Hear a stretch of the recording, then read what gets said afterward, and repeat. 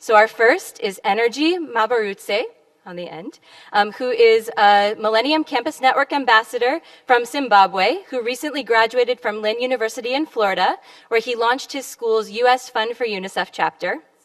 So now I invite you to listen to their stories and to follow wherever the questions lead you. Good afternoon, everyone. My name is Energy Maburutse, and I serve as the ambassador for Millennium Campus Network. Mine is a story of an individual who has experienced living from opposite ends of spectrum as both the receiver and the giver. The world, as I can remember from an early age, was a perfect place. A place where I did not have to worry about what I was going to eat or do on that day.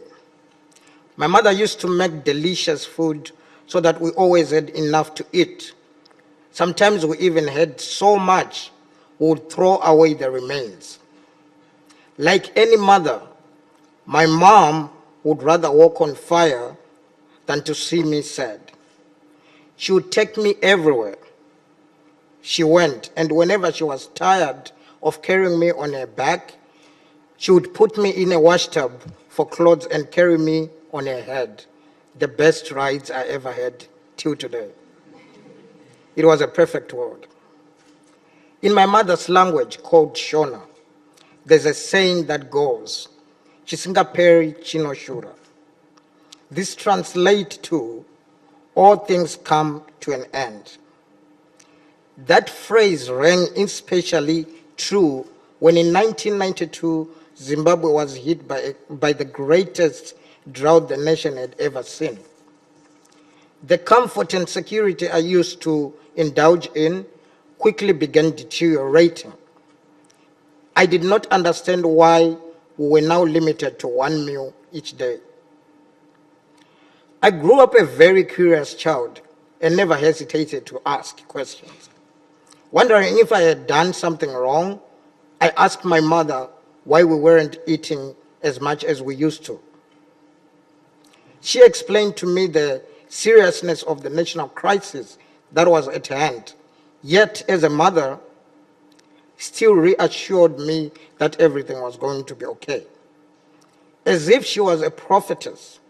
Several days later, a man passed by our house running and shouting on top of his lungs, "Let's all meet at the shopping center. Food is being given. Let's go and get food." We arrived at the shopping center where I saw a large group of people all singing and dancing joy.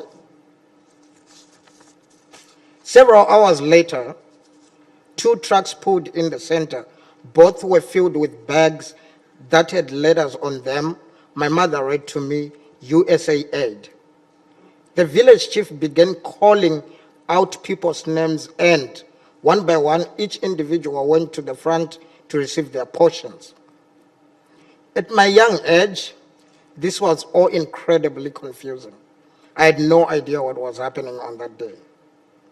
With my older brothers carrying several of the bags on their shoulders, my mom with some of the bags on her head, and me stuck on her back, we began our journey home. Upon returning home, we had only a few short hours left of the night. But despite our travel and sleepiness, the hours of the daylight to follow became for me one of the best days of my life. For after weeks of starvation, our stomachs could finally be filled. The trucks returned several times, allowing for villagers like myself to survive the drought. However, in hindsight, I realize now that while the aid was indeed needed desperately, it lacked a tangible, permanent solution to one of our many temporary problems. After the aid subsided, numerous Zimbabweans did not have any means to get their own food. So what did they do? They turned to the government and began demanding support in terms of provisions. This became one of the problems we have now. People depending on their government for personal survival. Consequentially, some of us who come from these societies have become accustomed to constantly wait with open hands in hopes of someone to step in and be the savior of the day. This is why I'm telling you my story. The aid we seek to give should be the kind of aid that will develop into a fruit. Many of the international places we look to help are in need of more than immediate aid. They need moral support, education, and the guidance to harness their resources so as to not only help with immediate issues, but also to develop a generation of people who have the resources to help themselves in the future. As another English saying goes, give a man a fish so you can feed him for a day. Teach a man to fish so you can feed him for life.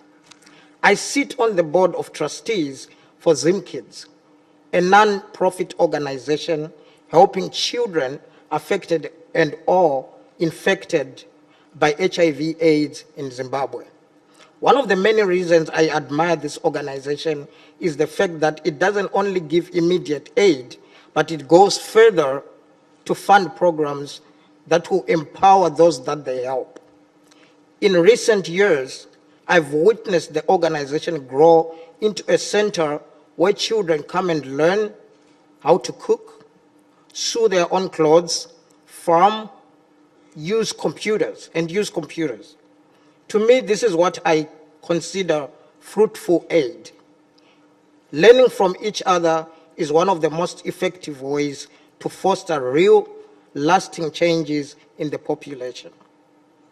I guess tonight I'll leave you with a few questions.